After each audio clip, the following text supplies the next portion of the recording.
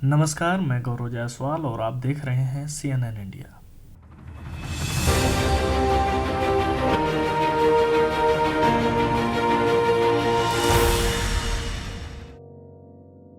राजनीति के रण में हारी हुई बाजी जीतने वाले चुनावी चाणक्य को आखिर कौन नहीं जानता। जी हां, हम बात कर रहे हैं भारत के गृह मंत्री अमित शाह की, जो प्रधानमंत्री मोदी के सबसे करीबी होने के साथ ही बीजेपी के बैकबोन भी कहे जाते हैं। शाह के व्यक्तिगत जीवन की बात करें तो उनका जन्म 22 अक्टूबर 1964 को मुंबई के एक रईस गुजराती परिवार में हुआ था। इनकी शुरुआती पढ़ाई महाराष्ट्र के मेहसाणा में हुई। इसके बाद ये अहमदाबाद चले गए। यहाँ से इन्होंने बायोकेमिस्ट्री में बीएससी की। राजनीति में आने से पहले शाह अपने पिता के पारिवारिक व्यवसाय में उनका हाथ बटाते थे। वे बचपन के दिनों में ही आरएसएस की विचारधारा से प्रभावित हुए थे। लिहाजा 1983 में वो राष्ट्रीय स्वयंसेवक संघ के छात्र विंग अखिल विद्यार्थी परिषद से जुड़ गए। बताया जाता है कि इसी समय उनकी मुलाकात नरेंद्र मोदी से हुई थी। शाह का विवाह सोनल शाह से हुआ, जिनसे उन्हें एक पुत्र की प्राप्ति हुई, जिनका नाम जय शाह है। शाह का राजनीतिक कैरियर बड़ा ही शानदार रहा है। उन्होंने अखिल भारतीय विद्यार्थी परिषद के जरिए पहले बीजेपी में एंट्री ली, इसके बाद अपने लक्ष्य को पूरा करने में जुट गए। साल 1987 में वो बीजेपी युवा मोर्चा के सदस्य बने। अपने सकारात्मक सोच और आक्रामक कार्यशैली के बल पर शाह ने बीजेपी में अपनी अलग पहचान बनाई।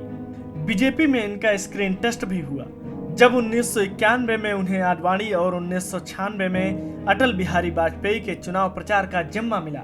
इन दोनों ही जिम्मेदारियों को उन्होंने बखूबी निभाकर पार्टी में अपना कद और ऊंचा कर लिया।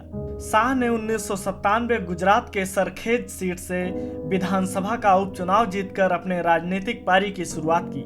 1989 से 2014 के बीच उन्होंने गुजरात विधानसभा और स्थानीय निकाय चुनाव के कुल 42 चुनावों में हिस्सा लिया।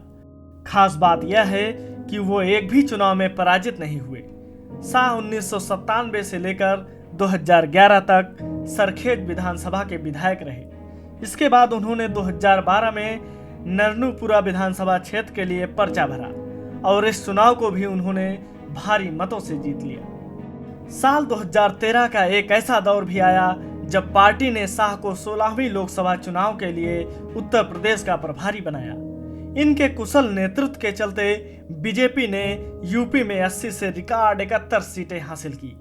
शाह को इस करिश्माई जीत का पूरा क्रेडिट देते हुए बीजेपी ने उन्हें पार्टी का अध्यक्ष बना दिया। शतरंज के खिलाड़ी रहे अमित शाह सियासत की हर चाल को बखूबी समझते हैं। लिहाजा 2019 लोकसभा चुनाव के लिए उन्होंने रणनीतिक तौर पर काम किया। इस बार भी उन्होंने बिना किसी को निराश किए पार्टी को जीत का स्वाद चखाया। देश भर में जहां बीजेपी ने 303 सीट लाकर ऐतिहासिक जीत दर्ज की, वहीं खुद शाह भी गांधीनगर सीट से प्रचंड बहुमत से विजयी हुए। शाह उस वक्त सुर्खियों में आए जब उनके खिलाफ इशरत जहां केस को लेकर कोर्ट में अर्जी दाखिल की गई। दरअसल 2004 में गुजरात के बाहरी इलाके में कथित रूप से एक फर्जी एनकाउंटर हुआ था। इसमें 19 साल की इशरत जहां, जीशान जोहर, अमजद अली राणा और प्राणेश पिल्लई उर्फ जावेद शेख मारे गए थे।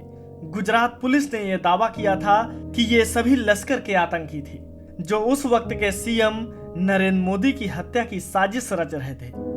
इसके बाद प्राणेश पिल्लई के पिता गोपीनाथ पिल्लई ने कोर्ट में एक आवेदन देकर अमित शाह को भी आरोपी बनाने की अपील की थी। हालांकि सीबीआई की विशेष अदालत ने पर्याप्त सबूत न होने के चलते 2014 में इस याचिका को खारिज कर शाह को क्लीन चिट दे दिया था। Bureau report, CNN India.